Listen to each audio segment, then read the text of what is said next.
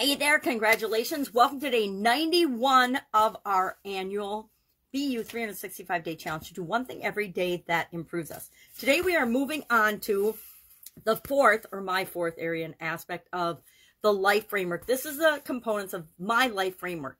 I used to do 7 physical, mental, emotional, spiritual, financial, relationships, and contribution areas for my life framework. And in 2021, April, I added communication and confidence because I think those are core foundational skills and abilities that we can all improve throughout our lifetime that will positively impact all of these other areas or aspects of our life. So today we're going to start diving deep for the month of April for this segment into spiritual well-being, spiritual health, however you define it. Well, in order to dive into it, the first thing we need to do is define what spiritual well-being is for you. I'm going to have to do the same thing because I describe myself as spiritual these days, but not religious. And what does that mean to me? Well, I'm going to explore right along with you. What does that mean to me? What is my spiritual well-being? What are my long-term goals for my spiritual well-being? And I have some. And how can I, throughout the course of this month, using the SOAP framework and all the other tools that we're going to learn and uncover and the things we're going to talk about a little bit every day, how can I set myself up to continually improve and continually make progress automatically toward what it is that I want with respect to my spiritual health and well-being? Well, why would I even care? Number one, what is your spirituality? What does it mean to you? What components make it up? How do you define it? And that will be our action item today, is to think about, spend at least a few minutes today thinking about the things we're going to talk about, and then defining for you the components of your spiritual well-being. And just, a quick, where do I think I'm at with respect to some of these things? And then tomorrow we're going to jump into spiritual core values, I believe it is. Let me grab my magnifying glass and my calendar. Yeah, core values. So today we're going to define spiritual well-being, spirituality, spiritual health for you. And then tomorrow we're going to jump into our core spiritual values. And following that, on Sunday the 3rd, we will jump into our spiritual thoughts and beliefs. So we're starting to see a framework for how we cover these different topics as we go throughout the month, but how we break them down into little bite-sized pieces so we can make a little bit of progress every day toward things that, let's be honest, the vast majority of people on this planet never even consider, much like make purposeful progress toward what they want.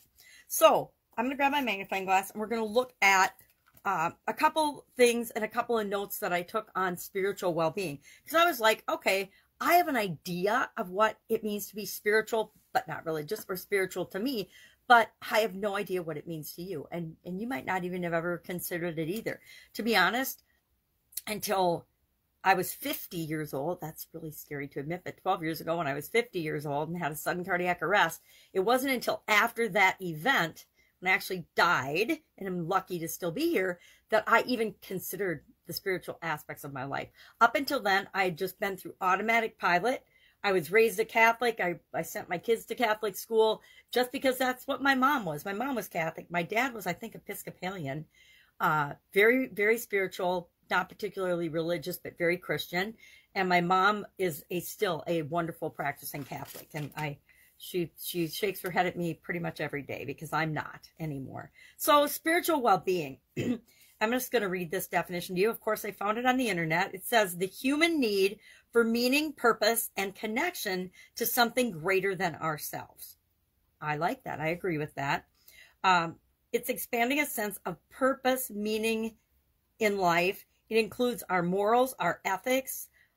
It may or may not include religious activities. Like I said, if you are a particular religion, and actually I found a statistic that said 43% of people in America today still say that they are affiliated with a specific religion, which is still pretty many considering all of the efforts to stomp Christianity and stomp belief in a higher power and good moral values out of our beliefs these days.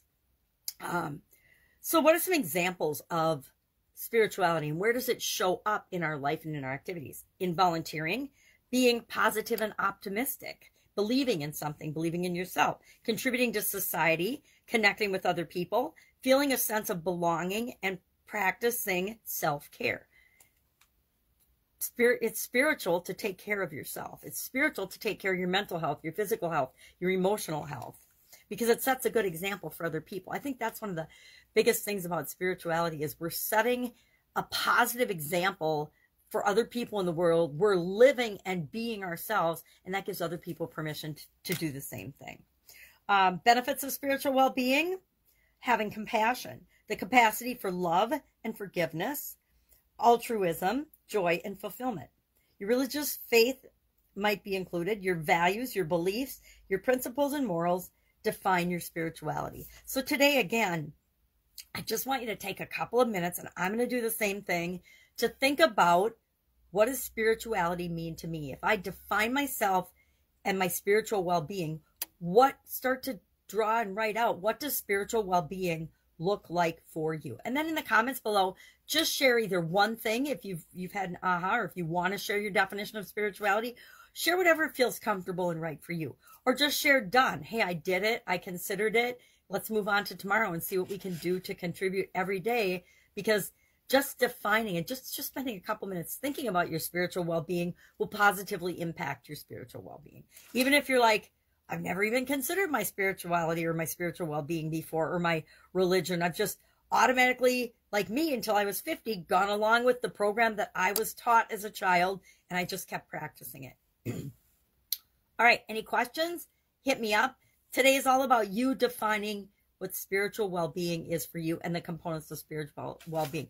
And core values tomorrow, when we talk about our core spiritual values, we're going to go through core values and thoughts and beliefs for each area and aspect of our life. Why? Because it's that important that we identify those things and we know where we are right now, where we want to be, so that we can fill that gap throughout the month or the segments as we're talking about each of these areas and aspects of our life.